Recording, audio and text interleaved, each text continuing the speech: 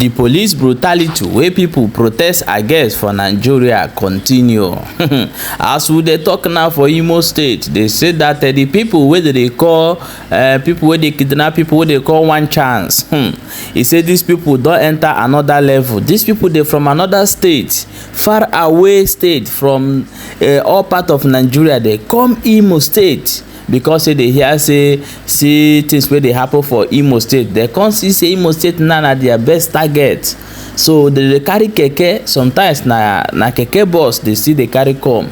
So if they come see person, they go carry the person. Once e don enter inside their keke, you no go know wetin dey happen again until they carry the person go butcher am. My people, I want you people to watch this story and hear as this woman take escape from these people and things are happening. Don't forget say you still there for Balabas gist. Please, as you dey watch, make sure say you dey share. Ademma, a very quick one. Emma Oku Basarande organ harvesters are in a quoque. Ihe apụziala na organ harvesters ndị awụ ritualist. Ndị awụ ritual, because from the stories of ndị survive rono, they sell human parts. Habujasa anụ ahụ mmadụ here, habujasa ahụ mmadụ here, harvest organ. So they are a combination of ndị organ harvesters and also the ritualist. Yet another of our sister escaped. Another of our sister escaped. Let me play the voice note so that you will understand that these people are still here in Imo State. The issue, thank God for the Commissioner of Police anyway, we have rendered some information to them, we have offered some information to them, and we believe that they will work to apprehend all these people jinde jibos Imo. Akporonde mmadụ na aga n'ime ọhịa ebe ha na egbukwashi mmadụ isi, egbukwashi mmadụ aka, you know, na ere anụ ahụ mmadụ. Igakwa ebe ahụ ahịa na-azụ. Ega ebe ahụ na-egbukwashi ndị mmadụ na ere ndị mmadụ ahịa na-azụ. People are buying parts, human parts. People are buying human parts. Our sister escaped. Chineke mere ebere. Ndị eburu ihe dị. Just listen very attentively. Ụmụnne m na Chineke, biko unu kelere m Jehova taa n'ihi ọlụ ọma ọ lụrụ n'ime ndụ m. Anyị gbasara ọrụ from the office mgbe anyị lawara. Anyị buru ibu were gbadata wee ruo na old market. Anya wala gawara sị ka anyị pick one thing or the other. That is all.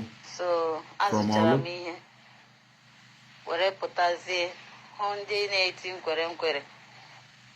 So masị emela m late ka m nwee ike Russia ka mee one or two things. Unfortunately, ama m na ndị m banyere na keke wo ndị ritualist.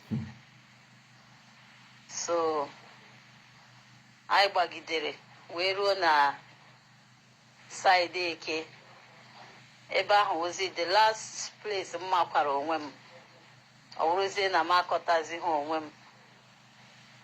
So agagidele wee ruzie at a point anọzi m inside mgbe ahụ apụọla m na this world, anọzi m ebe ọzọ mana n'ime mmụọ nye na-eti sọsọ blood of Jesus, blood of Jesus save my soul, blood of Jesus save my soul, blood of Jesus save my soul.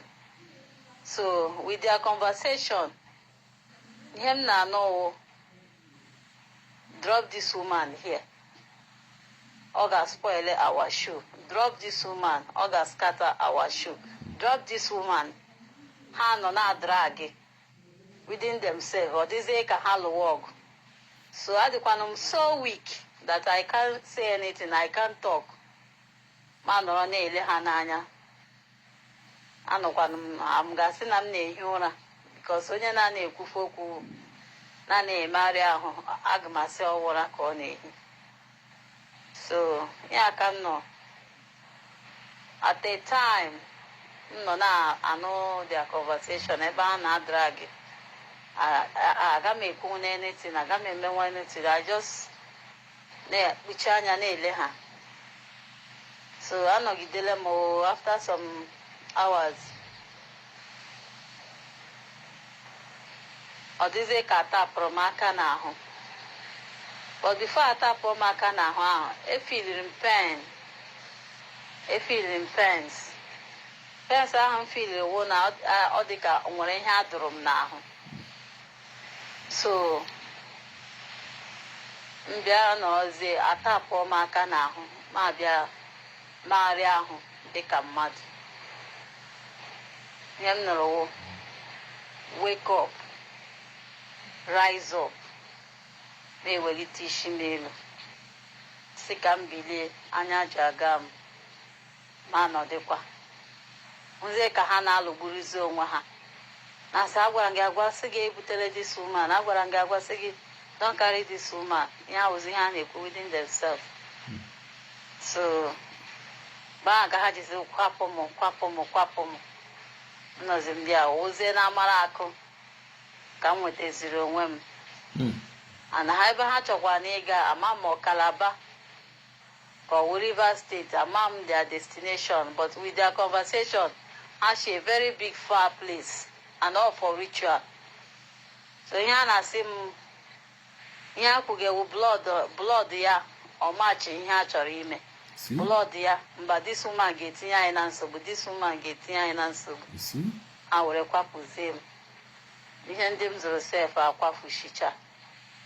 Behold, o nwekwa ndị nọ around that place. Mgbe ha mere sị ka ha ghọta ihe na-eme, dị keke manụ na ndị ọkwọ edrovola out. So ha kpọrọzie m dowe m one shop. Ebe ahụ ka m nọzi nọ for some minutes. Bịa nweteta onwe m. They didn't touch my phone. Two of my phone ha were ha. Ego m jikwe n'akpa m jiri zụfọ ihe. Ego anọkwa intact onwe nke ha were. So ụmụnne m na Chineke, kelere m Chineke ebe ọ dị ukwuu n'ihi na eso m bụrụ ofu onye n'ime ụnụ nke dị ndụ n'ala nke ndị dị ndụ n'ụbọchị nke taa. A na-akwafu ha ọbara ya. Ma ama akụkọ nke ama mụta ga-esi akụ onye bịara ọfịs na-alazi ala mụtazi onwe ya n'ebe ọzọ. So ụmụnne m, ọ dị mma unu ahụ na ya. These people are still here. Be very careful. I didn't call the former video of that girl. Chineke mere ebere yeshini ọnụ ndị apụta. Police biko always check onye ihe gụra n'ime moto. Always na this stop and search unu na-eme.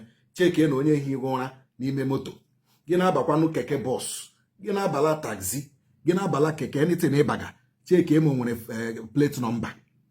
Always look at the front. Ogo ndị nọ n'azụ ya gbafee gị. Ị nọrọ n'ihu cheki moto ọbụla ị na-akwụsị ọ gbafe ha na gị ka ịba cheki ma azụ ya ahụ ma o nwere plate number. Biko onye ọbụla dị very alert, onye ọbụla mụrụ anya, onye ọbụla dịrị vigilant, onye ọbụla mụrụ anya. Ọ dị very important that na ịmụrụ anya. We are going to keep exposing their techniques and their methods until Imo State for. That is the job we owe each other, and that is the job Chukwu Okike abịa ma shaịrụwa n'ala Igbo. Anyị ga-emegidie until ihe ọjọọ dị otu a esi n'obodo anyị laa. Ka Chineke gọziere m unu. Onye ọbụla be very very vigilant. Thank you. This is now wetin dey happen for the place wey they call Imo State. In case of you dey live for this area, please be very vigilant. These people, hand go meet them so that we go know where they from. They come Imo State, come dey do all these things wey they do. And the day wey hand go meet them, may they pray as they buy people that day go still be their last day. Because if you hand them over to police, the oga kpata go still come carry them. We don't tell what would they shout this thing, but we never hear say police don't arrest one person inside these people wey they do this in pampa for inside the Owerri. My people, now so Ibio, I want you to watch this video and see how this police want take by this young man. Or just watch the video.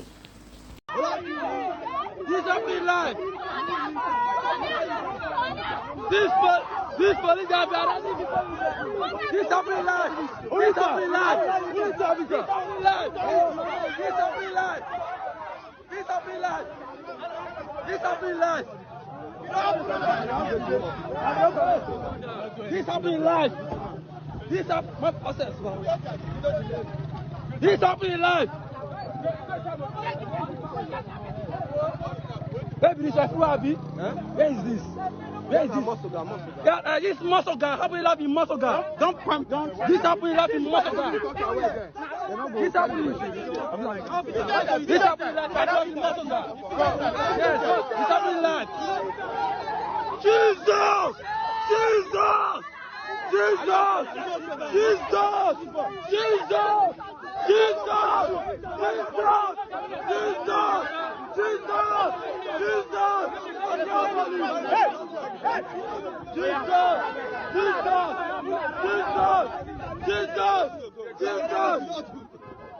My people, now the thing wey we dey see for inside Nigeria, everybody dey fear for im life, because even the police wey carry gun wey suppose protect you, dem don quarrel for with their wife for house, so comot for her. As you talk, dem go fire boy and nothing go happen. Person go just go like that. So however, e don be as e don be now, say mo still carry am come show una. Abeg una make sure say una dey share the video, more other people know wetin dey go on as e dey happen.